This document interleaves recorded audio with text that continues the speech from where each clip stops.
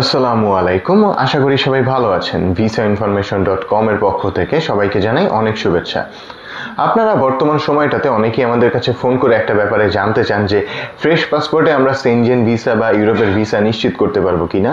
So অনেকেরই একটা ইচ্ছা থাকে যে সেনজেনভুক্ত যে কান্ট্রিগুলো আছে ওই দেশগুলো ভ্রমণের। সো আপনাদের এই জিজ্ঞাসাটা প্রায়ই আমরা ফেস করে থাকি যে আমার সাদা পাসপোর্ট, আমি কি সেনজেনের ভিসা নিশ্চিত করতে পারবো কিনা, বা সেনজেনের ভিসা পেতে আমাদের কি কি করতে হবে।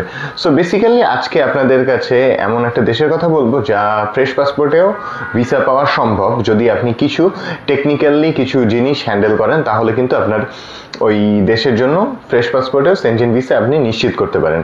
সো আজকে আপনাদের যে দেশটার নাম বলবো সেটা হচ্ছে নেদারল্যান্ড। সো আপনারা যারা ফ্রেশ পাসপোর্টে সেনজেনের ভিসা নিশ্চিত করতে চান তারা কিন্তু একটু কেয়ারফুলি আপনার ফাইলটা যদি সাবমিট করেন তাহলে কিন্তু আপনি আপনার ফ্রেশ পাসপোর্টেও সেনজেন ভিসা নিশ্চিত করতে পারেন, বা শুধুমাত্র ইন্ডিয়ার ভিসা থাকা সত্ত্বেও আপনি কিন্তু আপনার সেনজেন ভিসাটা নিশ্চিত করতে পারেন। সো ফার্স্ট অফ অল যে জিনিসটা বলবো, নেদারল্যান্ড সেনজেনভুক্ত এমন একটা কান্ট্রি যারা হচ্ছে গিয়ে ভিসা রেশিওটা সবসময়ই যাদের ভালো থাকে এবং তাদের যে মানে অ্যাপ্লিকেশনগুলো দেখে মনে হয় এই লোক আমাদের দেশে এসে আমাদের দেশ ঘোরার জন্যই বেসিক্যালি আসতেছে এবং দেশে ফেরত যাবে, তাদেরকে কিন্তু তারা ভিসা নিশ্চিত দিয়ে দেয়।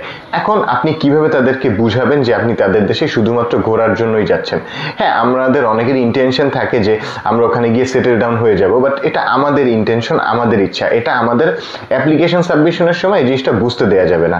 সো এই ক্ষেত্রে আমাদের কি করণীয়? আমাদের করণীয়টা বেসিক্যালি আমরা যখন আমাদের ট্রাভেল প্ল্যানটা করব, সো ট্রাভেল প্ল্যানের মধ্যে আমরা নেদারল্যান্ডের যে শহরেই ঘুরতে যাই না কেন ওই শহরের যে সকল হিস্টোরিক্যাল বা ট্যুরিস্ট প্লেসেস আছে ওইগুলো আমরা মেনশন করার চেষ্টা করব। এখন ব্যাপার হচ্ছে আপনি একটু অনলাইনে ঘাটাঘাটি করে দেখবেন যে নেদারল্যান্ডে ঘোরার যে বেস্ট প্লেসেসগুলো কোনগুলো। সো আপনার ট্রাভেল প্ল্যানটা অবশ্যই ওই প্লেসেস এর অ্যাকর্ডিংয়ে, বা আপনি আরও একটু ঘাটাঘাটি করে যদি দেখেন যে, অর্থাৎ আপনার ট্রাভেল প্ল্যানটা যদি ট্রাস্টওয়ার্দি বানাতে হবে, অর্থাৎ আপনি যে ঘুরতে যাচ্ছেন আপনার যে পারপাস অফ ট্রাভেল, আপনার যে উদ্দেশ্যটা, এটা হচ্ছে তাদের কাছে এভাবে প্রেজেন্ট করতে হবে যেন আপনার ট্রাভেল প্ল্যান দেখেই ভিসা অফিসার মানে স্যাটিসফাই হয়ে যায় যে আপনি এদেশে আসলেই ঘোরার জন্য আসতেছেন। এখন ব্যাপার হচ্ছে আমরা ট্রাভেল প্ল্যান অনেকেই করি, অনেকে যে ইচ্ছা মতো ট্রাভেল প্ল্যান করে দেখা গেছে একটা প্লেস থেকে একটা প্লেসের ডিস্টেন্স এত বেশি যে হয়তো ওটা একদিন বা 2 দিনে কাভার করা পসিবল হয় না, আর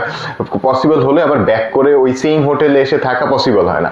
সো এই জিনিসগুলো আমাদের কেয়ারফুলি হ্যান্ডেল করতে হবে। আমরা যখন আমাদের প্লেসেসগুলো সিলেক্ট করবো, আমরা যখন মেনশন করবো ট্রাভেল প্ল্যানে বা ট্রাভেল আইটিনারি যেটাই বলুন, তখন হচ্ছে ওই প্লেসেসগুলো থেকে একটা ডিস্টেন্স কিরকম, অর্থাৎ আপনার ট্রাভেল প্ল্যানটা দেখার পরে যেন বুঝতে পারে হ্যাঁ সে অ্যাকচুয়ালি ট্রাভেল করার জন্যই এই ট্রাভেল প্ল্যানটা করেছে এবং তার অ্যাপ্লিকেশনটা হচ্ছে এই জন্যই সে সাবমিট করেছে।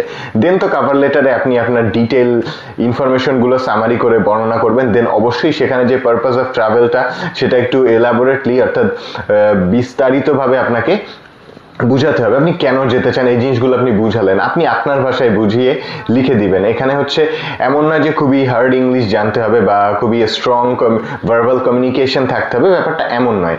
সো এই জিনিসগুলো হচ্ছে আপনাকে তাদের কাছে প্রেজেন্ট করতে হবে, অর্থাৎ আপনি আপনার যে প্রফেশনাল ডকুমেন্টস, আপনার ফাইন্যান্সিয়াল ডকুমেন্টস, এগুলো তো সঠিক ওয়েতে সাবমিট করবেনই। এর পাশাপাশি যখন আপনি আপনার কভার লেটারটা লিখবেন তখন হচ্ছে আপনি আপনার পারপাস অফ ট্রাভেল এবং আপনার কজ অফ রিটার্ন, অর্থাৎ আপনি কেন দেশে ফেরত আসবেন বা ওই দেশে কেন যাচ্ছেন, এই দুইটা জিনিস অবশ্যই তাদেরকে এলাবোরেটলি অর্থাৎ বিস্তারিতভাবে আপনি বোঝানোর চেষ্টা করবেন। তাহলে জিনিসটা হবে, এই দুইটা জিনিসই হচ্ছে গিয়ে মেইন থিং, যেই দুইটা জিনিসের জন্য আপনার ভিসা অ্যাপ্রুভ হবে কি হবে না সেটা নিশ্চিত করবে। সো আপনি ফ্রেশ পাসপোর্টে হোক আর ট্রাভেল সহই হোক, এই জিনিসটা অর্থাৎ আপনার তাদের দেশে ঘুরতে যাওয়ার কারণ এবং তাদের দেশ থেকে আবার আপনার নিজের দেশে ব্যাক করার কারণ, এই দুইটা সঠিকভাবে এবং বিস্তারিতভাবে তাদেরকে বুঝাতে হবে। সো তারা যখন এই জিনিসটা দেখবে এবং এর অ্যাগেইনস্টে আপনার সাপোর্টিং ডকুমেন্টসগুলো পাবে তখনই কিন্তু তারা আপনাকে ভিসাটা দিয়ে দিবে।